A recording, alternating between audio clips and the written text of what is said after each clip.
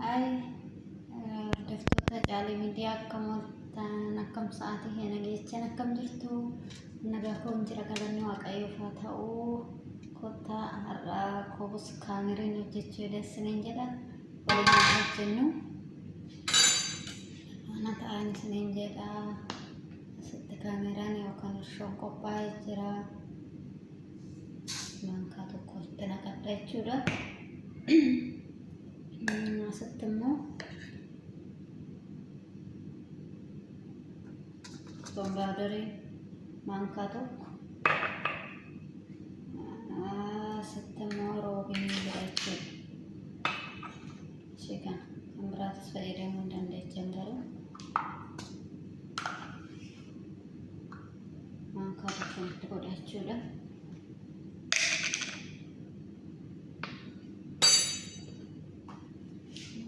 Asittimmoo soogiddiin jira. Soogidda mankaa tokko akkasumas hirdii kanaan hojjedha jechuudha. Koobus kaamerii hirdii itti godhee asfarii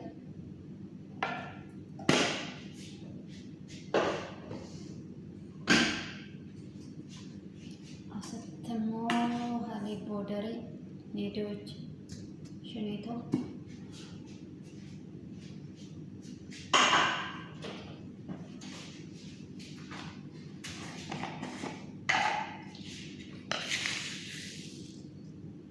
sokkaar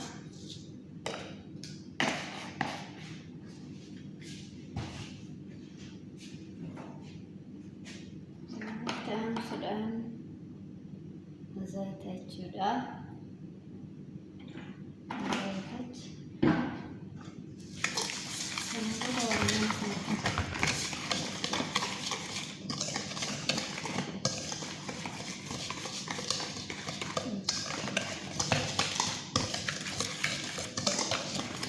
Akkaataan isiniin jedha.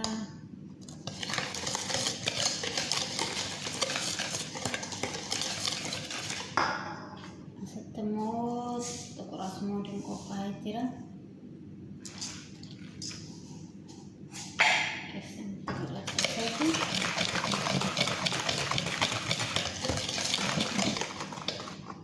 Kun malkeen isaa kana fakkaata.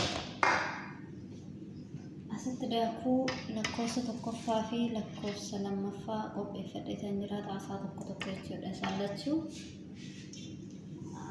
walitti naqna jechuudha.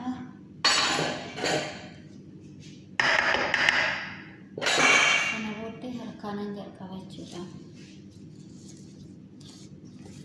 Harkaanaan bukeechaan isiniin jedha. Asittimmoo bishaanichi qophaa'ee jira.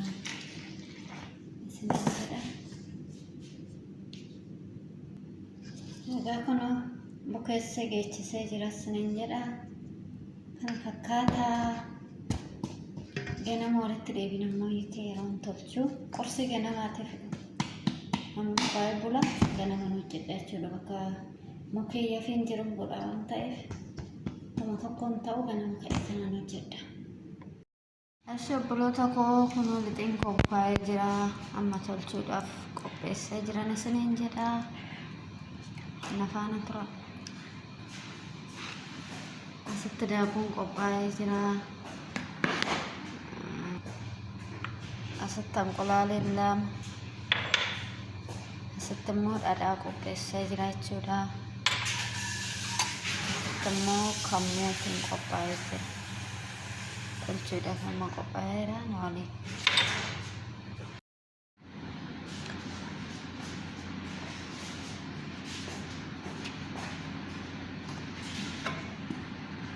Kota naamurra.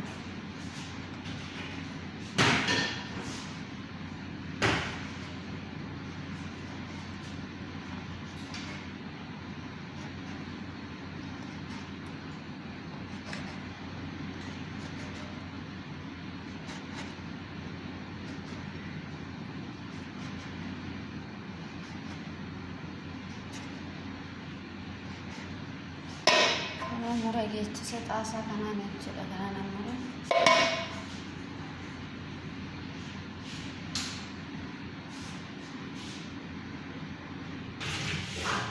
egaa kun calqabeen jira ammoo jechuudha. Kotta qursi ganamaan nyaattan. Qursi ganamaati kottan isiniin jedha.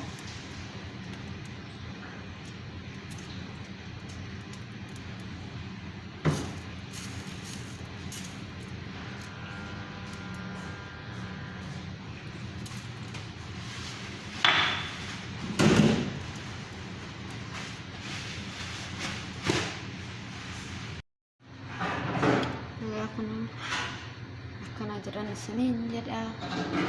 Fakkaata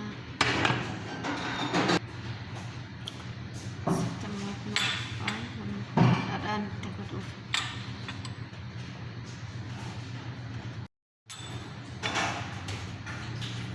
kana fakkaata itti godhaan jira jechuudhaan kanaaf hojjedhee beeksiseen jiran isiniin jedha.